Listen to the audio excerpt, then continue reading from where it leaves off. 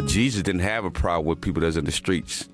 He had a problem with religious people. How can I help anybody when I was not even able to help my own son? I would never do that. I would never do that. And I became that in a matter of minutes when they took my pain pills away. And I said, I'm not where I want to be, but thank God I'm not what I used to be. This is Faith in Your Recovery. I am Randy Davis. Welcome to the battle. Welcome to each and every one of our faithful followers and you new folks who are out there also. We're glad that you joined us today. We look forward to being able to share with you to maybe touch, change, or perhaps even save a life. We've seen this program do that. And whether we're your first choice or your last chance, we're just thrilled, excited, and thankful that you've tuned in. Our guest today is John Childress. Welcome, John. Welcome. How are you? Hey, I'm good. How about yourself? Doing well, thank you. Awesome. Hey, John, let's start this off. Let me just ask you kind of a simple question, but the answer is a little more complex. Who is John Childress? How would you describe yourself to folks who may not know you? Well, I go by Jonny Childress on Facebook, and I am a gentleman that tries to strive forward to reach those that are still struggling and that are those that are still early in their faith to help them along, because it's so important that we reach back. Okay, when you say you're helping folks who are struggling, go ahead and explain what you mean by that, please. My wife and I are both in leadership for a Celebrate Recovery in Kalamazoo, Michigan. We do one-on-one as well when the opportunity arises. I've been delivering messages online, as in spiritual messages, straight from our good book, to help those along. Good deal. Sounds like you're busy with trying to help those folks who've struggled with addiction issues, yes? Absolutely. Yeah. So do you come from a personal background of struggling with addiction? Absolutely. I have pair of clean dates for you. That's kind of how we do it in Celebrate Recovery. I've been clean from methamphetamine since April 4th of 2013, and I've been clean from heroin since December 20th of 2007. Congratulations. Thank you. Those numbers are starting to build up. Let's back up a little bit. How long did you deal with your heroin issue? When I kicked my heroin issue, I had moved from Denver, Colorado to Paw Paw, Michigan, to take care of my mother, but I wasn't in any state to take care of myself at that time. She had had a massive heart attack and had a leg cut off. Basically, I detoxed on the jail room floor at the Van Buren County Sheriff's Department and never looked back. So how long did you deal with addiction? How long, before, from start to that point where you said, let's get away from this? I'm tired of being sick and tired. Well, that unfortunate relationship with my DOC, which was meth, started in 1985. Oh, yeah. It was a long road. 20 years there, give or take a little. Absolutely. A little, probably more closer to 30. Okay. So what were some of the issues, some of the losses, some of the hurt, some of the broken relationships? How did that play out during that 30 years? Folks, we've got Jonny Childress here with us telling us his story. Go ahead, Jonny. Well, as far as broken relationships go, we know that when we're in that state that we do nothing but damage just about any relationship that we're in. There was so many broken relationships. I even just recently did a 4-step with someone that I had had animosity with for over 10 years from a broken relationship, and we were able to mend that relationship about a month and a half before she passed. That was my last living blood relative. Tell the folks what 4-step is, those who may not know, who aren't as familiar with all of these terms as you and I are? That's making amends, guys.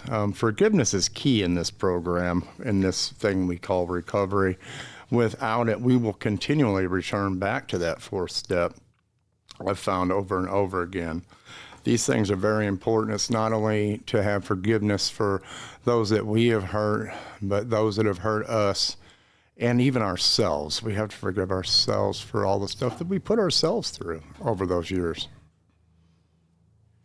In your own personal experience, what has been the most difficult for you? Forgiving others or forgiving self? I would have to say these days it's more forgiving myself than others. The Lord has really softened my heart. You know, a lot of us, we all start with that heart of stone before we're saved. And over the years, the Lord will soften you. And that's probably the hardest for me now, is for me to forgive my own self for things. It's truly one thing to seek forgiveness, to get forgiveness from a fellow traveler, pilgrim, whatever, sojourner, depending on the version of the Bible. Right. It's another thing to be able to know damage you've done, hurts you have created, and to forgive yourself and to move forward. Absolutely, absolutely. You know, we get to a point years in, and it gets to where I revisit some of the, I've been a Celebrate Recovery guy for a long time, okay? And just recently I started revisiting NA and AA in Kalamazoo to start working on those hurts, habits, and hang-ups, those character defects that we still have lingering. We all have those, and I don't want to say especially those who are in recovery, but certainly those who are in recovery, because I get it. I'm sure you get it. It's a disease, but it's a disease that carries a side effect called selfishness. Absolutely. That catapults us to, I've got this. I can handle this. I'm okay with this. And then you reach that point to where Dr. Phil would say, how's that working for you? And you realize it's not working, not in a positive way. Do you agree with that? Absolutely, absolutely. You know, so many people, if I may, so many folks, they label the word recovery and they put it completely on drugs and alcohol. And when I'm talking to a church or something, promoting a Celebrate Recovery or something like that, I always try to remind folks that everybody in this world needs recovery from something. That Amen. It's not just drugs and alcohol. You need recovery from a bad relationship, maybe from overeating. There's so many different things out there that folks, they have those hurts, right? The loss of a job or your occupation or a health issue, obviously the physical recovery. I just had a friend who lost his leg due to diabetes. I think his challenge isn't going to be adapting to the new prosthesis. His challenge is going to be adapting to the new mindset. And recovery should be everywhere for all of us. Yeah, that broken relationship, or that list goes on. But I know you're going to tell me God, and I get that. What's been your key to recovery? I know you said that time there on that floor in that cell kind of kicked you in gear, but had you thought much recovery before that, Johnny? Absolutely not. You know, as I was kicking that habit on the jail room floor, I ran into a chaplain that was coming through there. And him and I had known each other for 20-some years, and he had became a chaplain while he was doing time. And I will so much to that man. That's the man that brought me to Christ. And without Christ in my life, I don't think I would have been able to get to where I am today. You know, I tell folks all the time that it's important that we keep him close. It's important that we persevere in prayer. It's important to get in his presence. For if we keep him close with Christ in your life, sobriety is but a byproduct, and it truly, truly is. But we've got to keep him close. Absolutely. So I'm going to back up on you again here. What age were you when your addiction issues started? When I was first introduced to my DOC was in 1985, but the first drugs that I took, I would say back to 1982, which would have put me at 12 years old. Okay. Were there other addiction issues in your family, or were you the first to be able to claim that? As far as drugs, yes. The alcohol side of it, no. Those weren't really that wasn't my hang-up, so to speak. The hang-up was the drugs. So yeah. I think we've started and ended a generational curse in that generation. Okay, gotcha. So how were you introduced to drugs? Ooh, I was raised in a town of about 1,200 people in Michigan by the name of Lawton. And it's just a little town, you get the peer pressure, the cool kids. Hey man, smoke this cigarette. And then, hey, why don't you try smoking this? And it just progressed from there, from the cigarettes to maybe a little bit of wine or beer and some pot. And then it just progressed up to the meth and then the heroin in Colorado. Okay. I don't know where Colorado stood on all of that back then. I know now I'm going to go ahead and use the word, they've become pretty liberalized, at least with marijuana. Mm-hmm. I don't know about all the others. I'm not going to point that finger, but regardless, so I'm going to guess none of that was the hardest thing in the world to obtain. It was probably at least semi-readily available, and we reached that age where, the cool kids are doing it. Well, we learn better pretty quickly, don't we? About 30 years later, right? Pretty quickly, overnight after 30 years, right? Absolutely. Yeah. They got the sayings out there, that, you party till you're broke, I party till I'm homeless. I really, truly lived that life. I really, truly was on the street. Addiction took me places that I praise God every day that I don't have to revisit. I know that you're a new creation. I know what God's word says about that. But mm-hmm. Tell us a little bit about those darkest times, what they looked like. Whew. Well, growing up in that little farming community in Lawton, I would say that my DOC started out as it did most everywhere 25, 30 years ago. It was a progression thing. And then the late 90s through the early 2000s hit when everybody started making it. And it just progressed so fast. I mean, there's only so long that it's fun, and I had years of it not being fun anymore. And it took a real wake-up call in order for me to finally submit. One more thing here.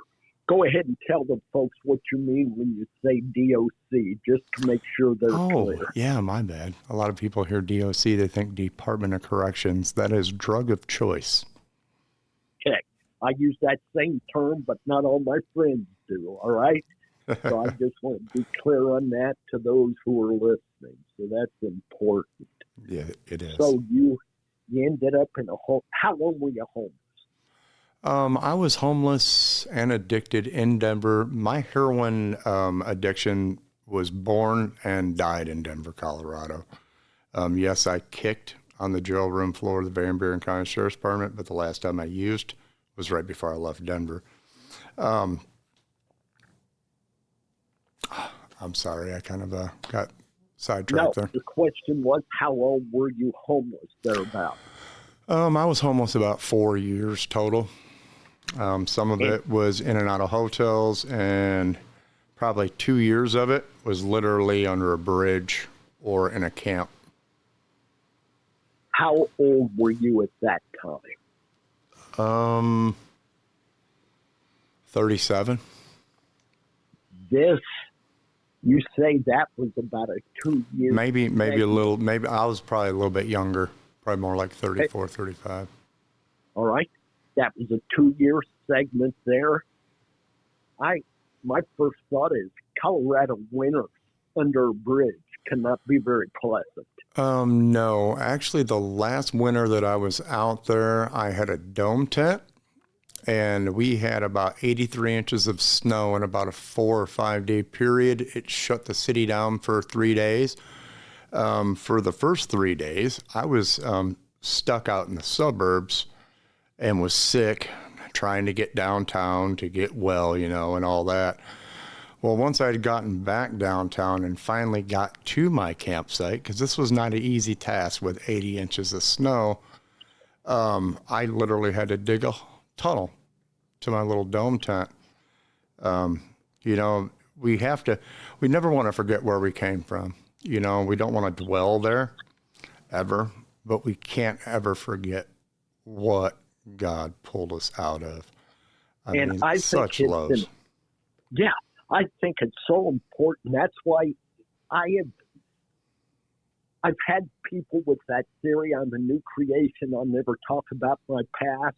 If we don't hear it, we don't know of God's rescue power, of his redemption. And like you say, I don't want to go back and live there, but your willingness to revisit helps our folks get it who are maybe literally or figuratively under that bridge in their life. Absolutely. Struggling through those cold, hard moments. And for them to be able to hear of somebody who was able to climb out of that. During that time, during your dark moments, did you have a person in your life who was a go-to individual in a positive way? Someone who they did not give up on you. They may have been ready to at moments, but they refused to let loose of you. Did you have anybody like that? I had zero in Colorado, but until my mother passed in 2012, she was my rock, really. I give a lot of my strength to my almost now 12-year-old daughter that I raised by myself until she was 8.5 from 6 months old. I always say no girlfriend, no baby mama number 23, just manned up and did it myself and was able to, and in and out of homeless shelters, but was able to stay clean and keep my child through that. And I'm so thankful for that. That had to be a challenge in multiple ways. But absolutely, because you're right there in the vicinity of everything. A lot of people, they're like, oh, it's safe at the shelter. All those drugs are at the shelter too. It's whether or not we make the conscious decision to pick up, or we make a conscious decision to pick that phone up, dial that phone number, and talk to somebody. I don't want to disappoint parents out there who are struggling with children that have drug issues. More than once I've been told, Jonny or Susie, I got the call last night, they're in jail, so they're safe. I will not respond to that with anything other than I pray so and hope so. Because I know those drugs, where there are people, drugs are available. You may have to go through a few, but you can find them easily enough. And it's a scary thing. And anymore, of course, with the fentanyl, it can be one and done. Absolutely. Back in my day, and that would have been let's just go with the 1960s, okay? Back in my day, there was a term called, oh, I'm experimenting. You don't experiment anymore because that first experiment can be your last. Absolutely. And Absolutely. It's reached that point of danger. What do you want folks to know about your past, Johnny? A question I haven't asked or addressed. What is the advice you would give to parents who may be listening that their son, their daughter's on that homeless track? What can you say? I would suggest to not silently struggle through it, to reach out to folks, to get an accountability ring around them, that child or children, to get them the help needed if necessary, and to just walk alongside. Don't give up. There's hope. I mean, you know, Hebrews 6:19 says hope anchors the soul, and it truly does. We just got to give it the chance. Yes. Silence will just lead you into depths that are darker and deeper. We've got to be able to express ourselves, to keep our voice, and somebody's waiting to hear you say something that gives them the permission to get involved by sharing what's happening in their life. Absolutely. Testimony is so important. Oh, certainly.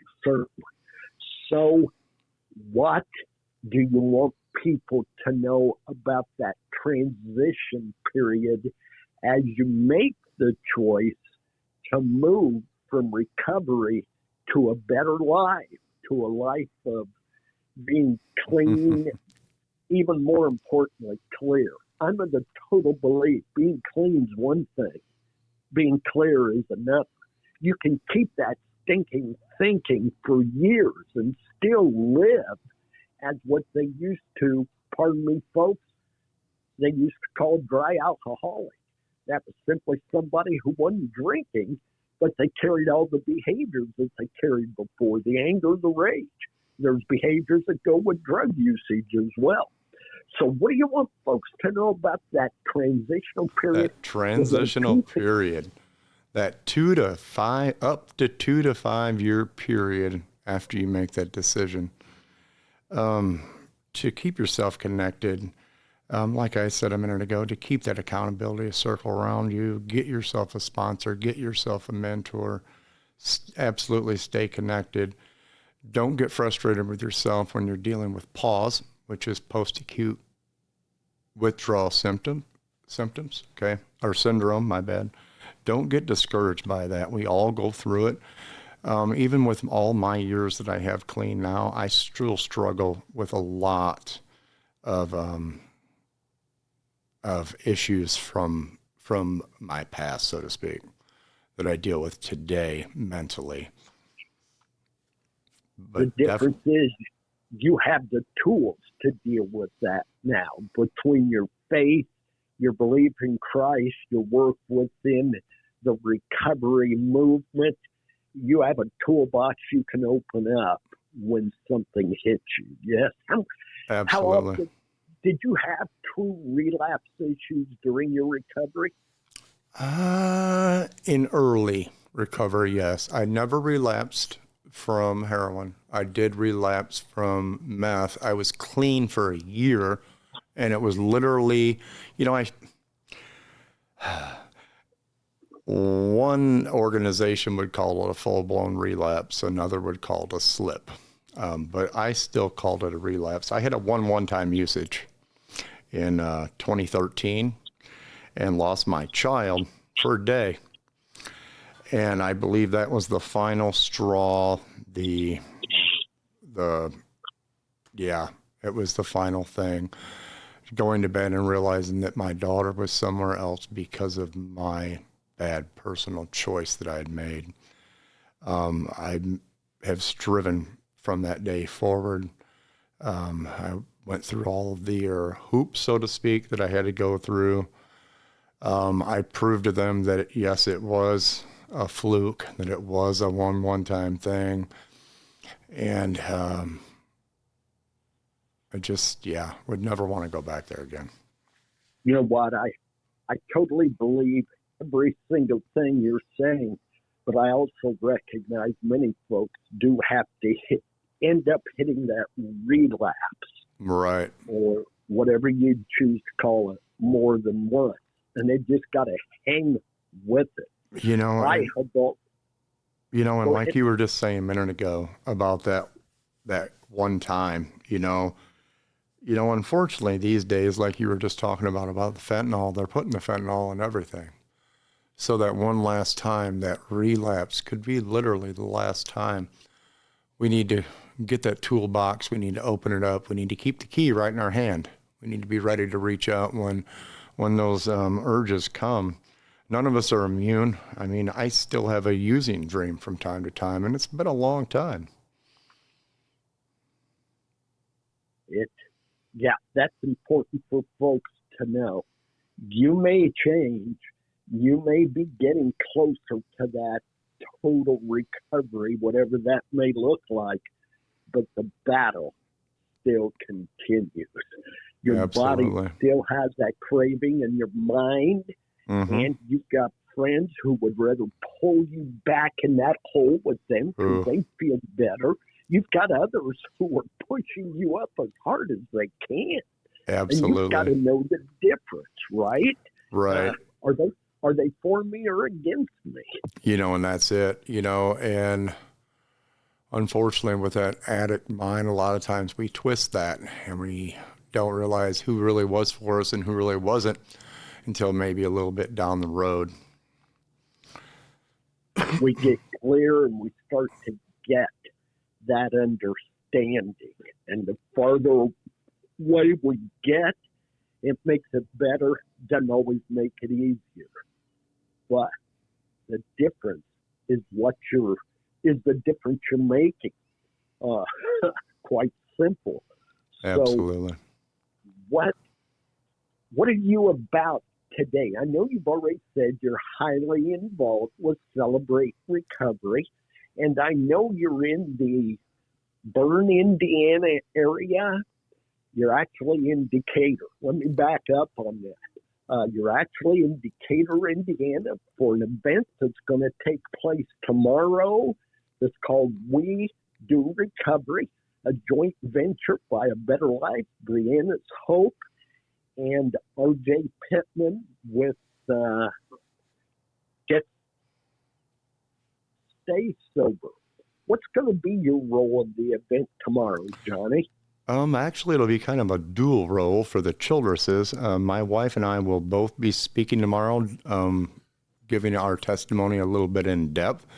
I think we're going to take the stage at the first time, which will be a first. But there's got to be a first for everything, right? We're really looking forward to it. We drove down through one of the worst blizzards that I've ever driven in to get down here today. I wouldn't have missed it for anything. I'm just so thankful that we're down here to help spread that experience, strength, and hope. Because as you know, that Revelation 12:11 reads that we overcame him being the devil, by the blood of the Lamb and by the word of our testimony. Our stories are so powerful. And folks, you that might think that your story might not compare up to somebody else's, share that story. Your story can help thousands. I've been so enlightened, thrilled, excited. As somebody shares their story, you start getting an amen, you start getting a head shaking. Those are from people who have been there and done that. They've been where you are. You can't share your story without sharing somebody else's. And folks, let me clarify something here. When I use the term tomorrow, I know this won't go on the air for a while. We're talking November 20th, so it'll be past by the time you hear this. But I just didn't want you heading to Decatur. Well, go ahead and go to Decatur. They'd love to have you. Just don't go for this event. So you say you and your wife are going to be taking the stage for the first time. What do you mean by that? Sharing it together, or will you be performing? We'll both be speaking. I'm not completely sure if we're going to take the stage at the same time or if we will take it separately. We'll see how that plays out tomorrow.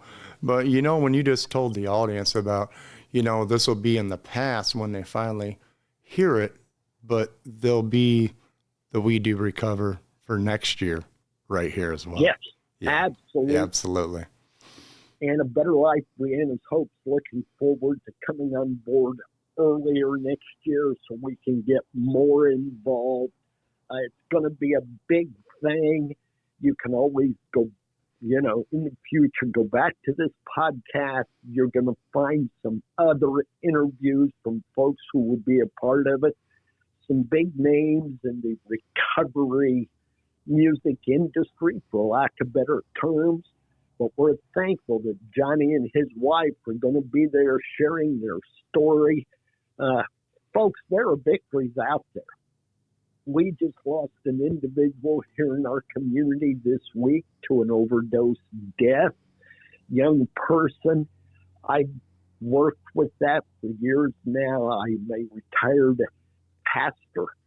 And during those last the last 4 years of my official ministry before retiring and kind of doing A Better Life, Brianna's Hope full time, I did 60 funerals for individuals who died overdose-related deaths or suicide-related deaths, and all 60 of those were from one high school, from Jay County High School.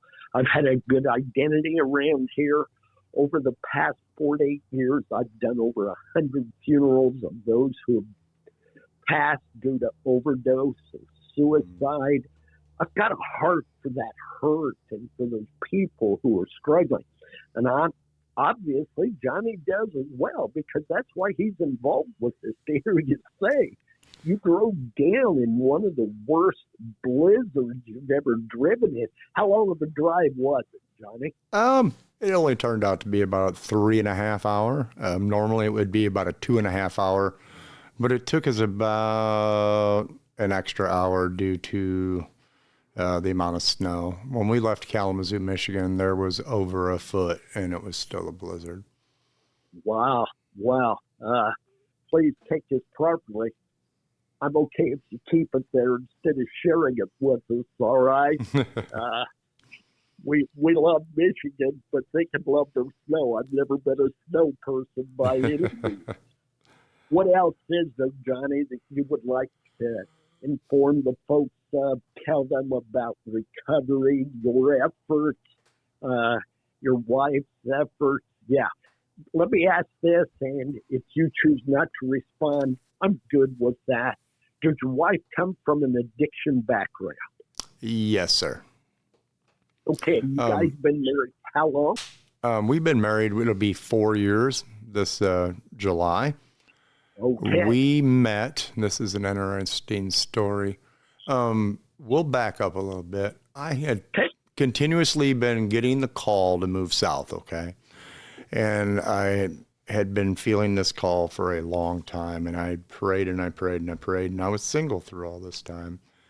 And one day in prayer, I literally got that you will remain single as long as you're in the state of Michigan, that your significant other is not here, but where I want you to be, and until you're there, you'll be single. You know, and I was like, man, is this just me? Is it really, is it God? You know, who, you know, it was really a wrestle match. You know, they say that we wrestle, into Ephesians there, right? But, right. But I went ahead and I felt the urge. I finally filed for domicile, because this isn't an easy thing for a single man with a daughter to just up and go. You have to do it through the court, file domicile and everything. But my wife and I, just as I was getting ready to go down there, we started speaking. Her and I were both co-administrators in an online recovery group, which happened to be the first group that started online meetings. And this was long before COVID. And we got to talking. And one day she said, she said something, and I told her, don't make me preach. And she said, well, I might need it. It might be good for me. and we started talking a little more, and got her to rededicate her life to Christ. We had made the conscious decision to get together, but as I had explained to her, at this point I'm in Tennessee. I said I do a lot of ministry work and stuff, and I can't just be shacked up. And she said, well, I guess that means yes. And I met her father in Marietta, Georgia, and brought her up to Tennessee with me. We were married 2 months later, praise the Lord. But her DOC was completely opposite of mine. She had the DOC of the heroin, which I had long since been in victory of for a very long time. And mine was meth, at which point in time I couldn't stand her DOC and she couldn't stand my DOC. And that actually helped us a lot, because her thing wasn't my thing and my thing wasn't her thing. Opposites attract. Absolutely. So, we give each other a lot of strength. I've been doing an online recovery group through Facebook. I started it in late 2016, early 2017, called the Whole Armor of God Ministries. We branched that into Kalamazoo Hope Dealers. My wife, her love is to minister to women one-on-one. She is so blessed with the ability for that. Awesome. I must ask a question. Whereabouts in Tennessee was home base? We were in Ray County, Tennessee, in a little town by the name of Spring City. If you don't know where it is, you won't know where it is. It's about an hour and a half north of Chattanooga. We loved it. If COVID wouldn't have hit, we probably would have stayed in Tennessee, but that wasn't God's plan, though, was it? It was for us to come back to Michigan, to re-sow them roots as a family, not just as a single man with a daughter, but a whole, and it's been, it's been a great road with my wife. It really has. That is awesome. Yeah, I love her to pieces. She is my rock at this point. Up until, like I said earlier, up until her and I got together and were together, I was a single father for 8.5 years.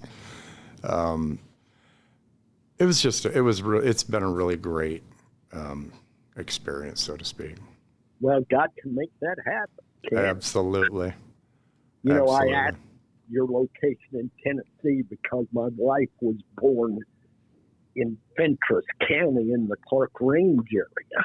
And so, I've always got an affinity for there, loved visiting down there, just a great place to be. She still has a lot of family down that way. Right. Not too far from Jamestown. And everybody in my neck of the woods knows where Jamestown is, okay? Right. Yeah. They've got relatives there, neighbors there, which is all cool stuff. Right. Well, listen, we get ready to wrap this up. Okay. Is there anything else you'd like to say to the folks out there who are listening? Just don't give up. There's life in this. There's so much on the other side of addiction. If we just give it the chance, we can have fun out here, okay? A good instance of that's tomorrow. This is going to be such a great time. So many people are going to be reached in local, online, through the radio. It's just going to be an amazing time. Guys, you can do this. I believe in you. Awesome. I like your term, the other side of addiction. Absolutely. That sounds, I just want to step out into that. We want other folks to do that. Absolutely. So, Jonny, the last question here. As you know, the title of our podcast is Faith in Your Recovery. What are those 4 words mean to you? Those 4 words mean everything to me in my recovery. Because as I said earlier, that 100%, that if I wouldn't have accepted Christ as my Lord and Savior, I would not have made it as far as I have in recovery. we have to realize that without Christ, we are nothing. And he will help us to that other side if we just call on him. Love that. Thank you. I appreciate your time, your willingness to take it out of your schedule with all that's going on, and for making that drive down south here. We wish you and pray for you to have a blessed time tomorrow, to bless others, and to have a safe journey home when you head out. Thank you so much. Thank you. Folks, once again, you've been tuned in to Faith in Your Recovery. We know the battle's real, and we know you've not come this far to only come this far. Stay at it. Keep striving. Move forward. Each step you can take, and if you slip back one, pick yourself up. Go forward. Reach your hand out. Somebody will reach their hand out to you. God bless. Stay in the battle. Amen.